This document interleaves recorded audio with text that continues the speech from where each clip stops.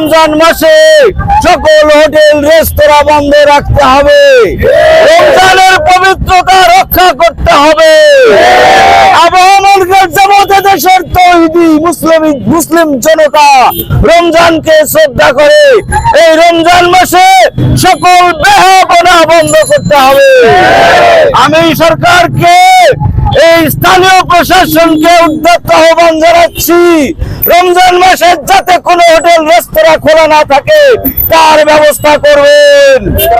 আমরা আশা করি রমজানের পবিত্রতা রক্ষা করে এই তৌহিদি জনতা যেন শান্তিপূর্ণভাবে রমজানের রোজা পালন করে মহান রবের নৈকট্য লাভ করতে পারে। এই রমজান মাস এই কোরআন নাজিলের মাস। আমি তৌহিদি জনতা সহ সকল এলাকাবাসীকে বলবো, এই রমজান মাস কোরআন শিক্ষার মাস, কোরআনকে ধারণ করার মাস, এই কোরআনের আইন চালু করার মাস।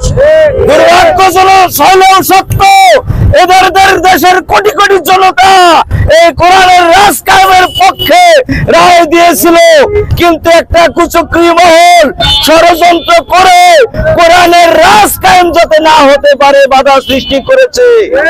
এই বাধায় আমরা ক্ষান্ত হব না, আমরা নিতর হব না, নিস্তব্ধ হব না, যতক্ষণ পর্যন্ত কোরআনকে আমরা সংবিধান হিসেবে না পাবো। ধন্যবাদ। আল্লাহ হাফেজ। আসসালামু আলাইকুম।